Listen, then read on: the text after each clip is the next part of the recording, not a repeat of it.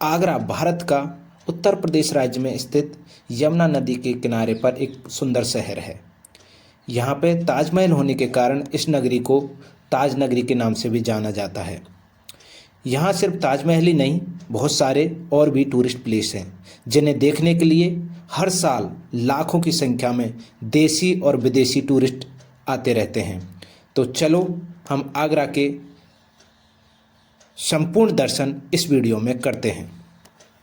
इस वीडियो में हम बात करेंगे कि आगरा घूमने की कौन कौन सी जगह हैं, उन्हें देखने के लिए कैसे जाएं, यहाँ पर खाने पीने और रहने की क्या व्यवस्था है और कितना खर्च आता है, तथा सबसे महत्वपूर्ण जरूरी बात है कि आगरा देखने के लिए सही समय कौन सा है और कितने समय का टूर प्लान करना है, और अंत में हम बताएंगे कि पूरे विजिट में कितना खर्चा आता है। तो चलो बिना देरी किए वीडियो को शुरू करते हैं। तो दोस्तों, जो मेरे चैनल पर नए हैं और जिन्होंने चैनल सब्सक्राइब नहीं किया है तो उनसे रिक्वेस्ट है कि चैनल को सब्सक्राइब कर लें। तो चलो बिना देरी किए वीडियो को स्टार्ट करते हैं। तो दोस्तों, सबसे पहले बात करते हैं कि आगरा में घूमने की कौन कौन सी अच्छी जगह हैं। तो सबसे पहला जगह है जो विश्व प्रसिद्ध है, ताजमहल। दूसरा है आगरा फोर्ट। तीसरा है इत्म-उद-दौला और चौथा है मेहताब बाग, और पांचवा कहें तो वो है फतेहपुर सीकरी का किला। तो हम इन चीज़ों को यहाँ पे आगरा में देख सकते हैं। तो अब बात करते हैं कि आगरा हम कैसे आएँ। तो आगरा आने के लिए आपको रेल मार्ग की सुविधा उपलब्ध है। आप बाई एयर भी आ सकते हो और बाई रोड भी आ सकते हो। यहाँ पे तीनों ही साधन उपलब्ध हैं, जिससे भी चाहें आप आ सकते हैं। आगरा आने के बाद में आपको लगेगा कि आप होटल कहाँ पे लें।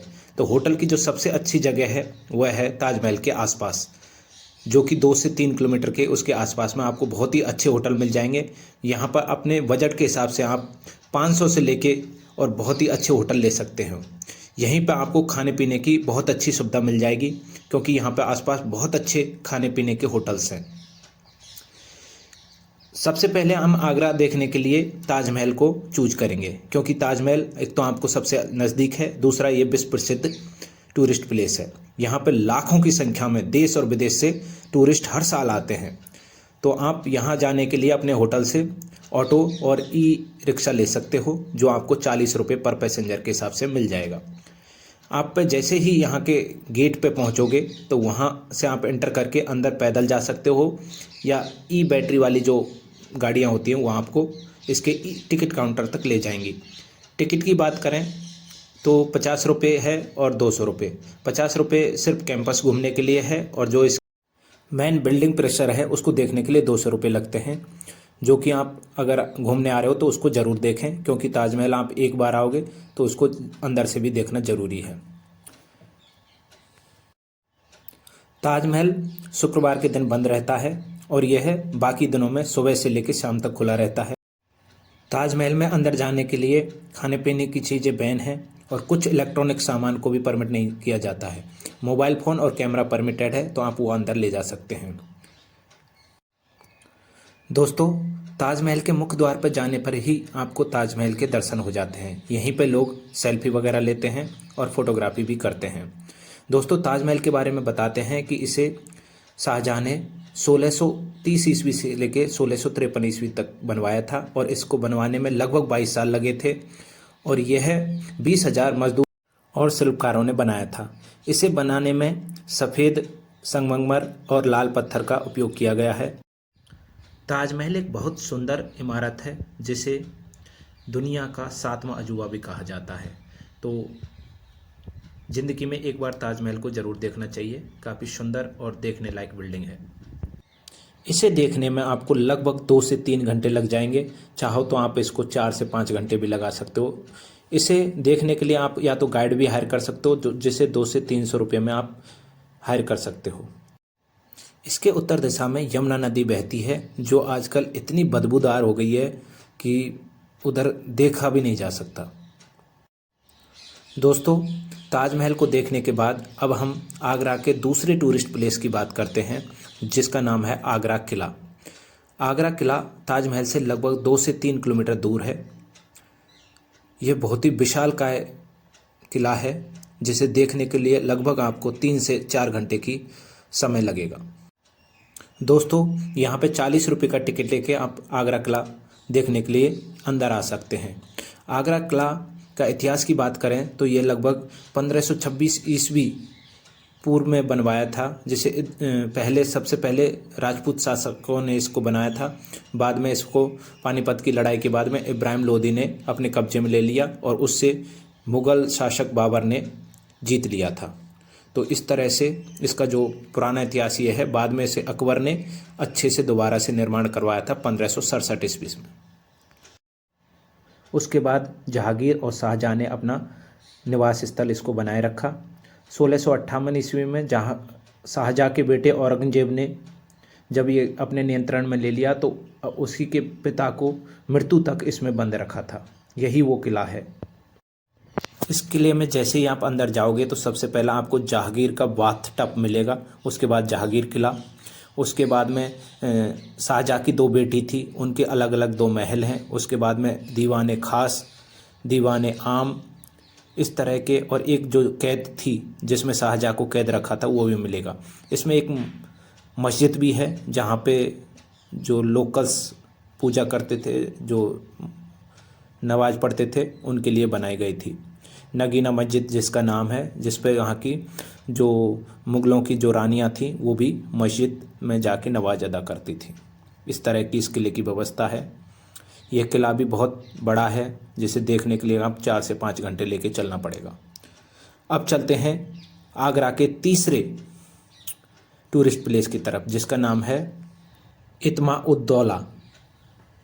इसे बेबी ताजमहल के नाम से भी जाना जाता है। यह ताजमहल से पहला बनाया गया था और इसको ताजमहल जैसा ही रूप दिया गया है। इत्मा-उद-दौला जहांगीर के शासनकाल में वजीर थे। उन्होंने अपनी बेटी की शादी जहांगीर के साथ कर दी थी और अपनी पोती की शादी शाहजहाँ से कर दी थी। इस प्रकार मुमताज़ के वो दादा लगे। पहले दिन आप इन तीनों टूरिस्ट प्लेसों को विजिट कर सकते हैं। अगले दिन आप सबसे पहले मेहताब बाग को देखने जाएं। मेहताब बाग एक गार्डन है जिसको बाबर ने बनवाया था। वहाँ पर कहा जाता है कि गर्मियों में भी सर्दी लग जाती है, ऐसा महल बनवाया था। इस गार्डन का नाम अभी रामबाग है। ऐसा माना जाता है 1530 ईस्वी में जब बाबर की मृत्यु हुई तो अंतिम समाधि स्थल काबुल ले जाने से पूर्व उसे अस्थायी तौर पर इसी बाग में दफनाया गया था। यह बाग भी अभी काफ़ी सुंदर बना दिया गया है।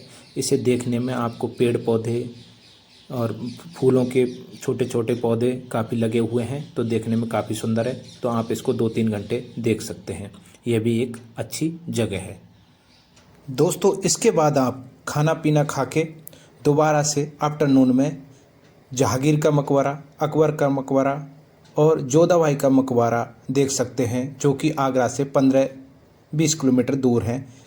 तो आज का दिन इतना ही। इसके बाद में आप होटल में जाके अपना रेस्ट कर सकते हो और कल की यात्रा फतेहपुर सीकरी की करेंगे। दोस्तों, अगले दिन आप फतेहपुर सीकरी के लिए ऑटो या टैक्सी से जा सकते हैं। फतेहपुर सीकरी आगरा से लगभग 35 किलोमीटर दूर है। इसके लिए आपको ऑटो वाला 500 से 600 रुपये लेगा और टैक्सी से जाने चाहते हो तो 1500 रुपये ले लेगा। इसके लिए आपको बार्गेनिंग ज़रूर करनी पड़ेगी, क्योंकि पैसे यहाँ पे ज़्यादा भी मांग सकते हैं। तो टैक्सी या ऑटो आपको फोर्ट से 2 किलोमीटर पहले ही बस स्टैंड के पास रोक देगा। वहाँ से आपको सरकारी बस से जाना पड़ेगा या फिर आप पैदल जा सकते हो। अगर आप बस से जाना चाहते हैं, गवर्नमेंट की बसेज हैं, वो आपको 30 रुपये का टिकट लेंगी और आपको आने और जाने का इसी टिकट से हो जाएगा। दोस्तों, जैसे ही आप फोर्ट पे पहुंच जाओगे तो आपको वहां से टिकट लेनी पड़ेगी और इसकी टिकट 50 रुपये पर पर्सन होती है। टाइमिंग की बात करें तो सनराइज से लेकर सनसेट तक रहती है और अंधेरा होते ही फोर्ट बंद हो जाता है। इस फोर्ट का निर्माण अकबर द्वारा 16वीं शताब्दी में किया गया था, जो कि पूरा बलुआ पत्थर से बना हुआ है। अकबर के जब बेटा नहीं हो रहा था तो सलीम चिश्ती की दरगाह पर गए और उनकी प्रार्थना की, तब उनको जहांगीर लड़का हुआ, जिसका नाम पहले सलीम था। इस फोर्ट में जोधाबाई का महल, सलीम चिश्ती की दरगाह और हवा महल, बुलंद दरवाज़ा, अनूप तालाब और पंच महल को भी देख सकते हैं। दोस्तों, इस प्रकार आप 3 से 4 घंटे में इस पूरे फोर्ट को देख सकते हैं।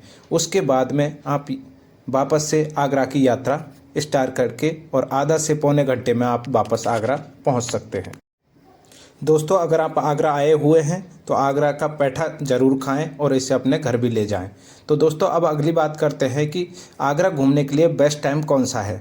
तो आगरा घूमने के लिए बेस्ट टाइम अक्टूबर से लेकर मार्च तक होता है, क्योंकि इस टाइम यहाँ का मौसम सही रहता है। दोस्तों, पूरे ट्रिप का पर पर्सन खर्चा लगभग 3 से 3,500 रुपये आएगा। अगर आप ज़्यादा हैं तो खर्चा कम आएगा। दोस्तों, अब मुझे उम्मीद है कि आपको आगरा ट्रिप की पूरी जानकारी मिल गई होगी। अगर दोस्तों आपको ये वीडियो अच्छी लगी हो तो लाइक करें और अपने दोस्तों के साथ भी शेयर करें, और आगे भी ऐसी वीडियो देखने के लिए मेरे चैनल को सब्सक्राइब ज़रूर करें। धन्यवाद। Thank you.